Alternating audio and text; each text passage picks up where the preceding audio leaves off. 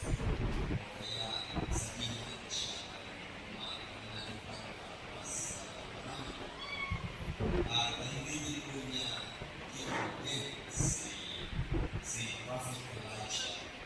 Ngunit siya po ay dinalhan nagpadala ang ating mahal na Diyos sa anghel para po siya ay i-comfort. So, ang ating po ginagawa sa gabi nito ay napakasimpleng samahan natin at sige natin ang ating na ating mahal na pinagsamahan sa sa Bible sa segundo Pedro 3:9, sabi ko, God will do what He promised. Alam ni Dr. Medina ang mga pangako ng ating Ama sa Langit. At alam niya, isang araw, gagawin niya ang lahat ng kanyang mga sinabi. Kaya tayo po ay magmanganumbay sapagkat ang malamig na bangkay ni Dr. Medina ay isang pagtulog lamang. Ito po ay tinatawag sa segundo Pedro na tulog ng pananampalataya. Ibig sabihin, kung siya ay naniwala at nanampalataya na ang anak ng Diyos ay bumangon na maguli sa mga patay. Kung sino man sa kanya sumampalataya ay magkakaroon po ng ganyong pangako na tayo lahat ay makakasama ng ating pagkakaligtas.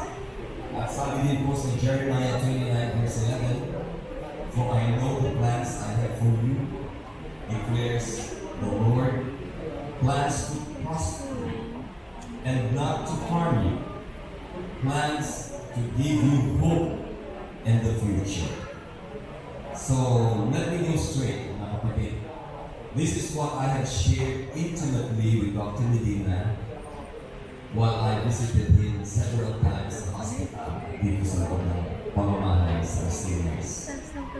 Ang tanong ko sa kanya, do you know the name of the Father in Hebrews? And did you know his name was hidden by the Bible translators over centuries and centuries, that it remains hidden in every various translations of the Bible? Alam mo, hindi ako tinanong ni Dr. Medina na ano yung lagi niya bumili. What is the proof of the burden proof? Hindi po niya ako, hindi po niya ako sinasabi, ano ang burden proof? But he likes to listen even more.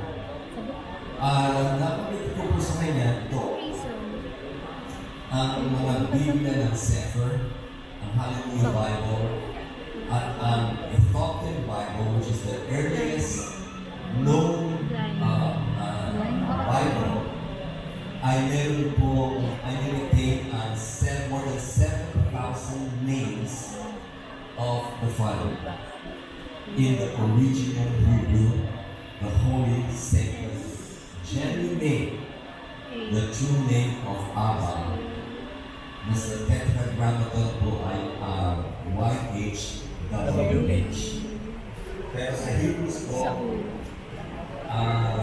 ganito po, itinago. 7,000 po yan sa Bible. Pero noong King James Version po ay kanyang translate, ay sinasubstitute po niya, transliterate, o sa Tetragrammaton na YHWH. At sa ibang translation naman ay ginamit nila ang God, Lord, Jesus Christ. Dahil napakasagrado daw po ng pangalan ito na hindi po dapat ito binabanggit. So, kung lalagyan po natin ang pawis, ito po ay papapasa right to left. Yahweh. Bakit po naging interesado si Dr. Medina na pakinggan ang original name na itinago ng mga translators? Dahil ang mga Bibles po are translations, not original.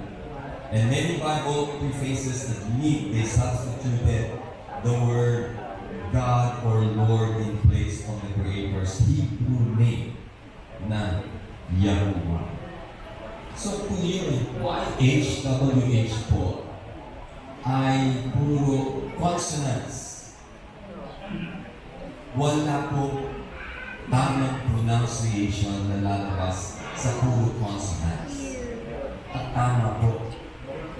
Pero, meron po mga Hebrew scholars na sinasabi, teka muna, kapag nilagyan natin ito ng vowels at gawin natin Yahweh, Yahweh, ang paman, eh hindi yan original, hindi pa rin yan ang totoong pangalan ng Ama.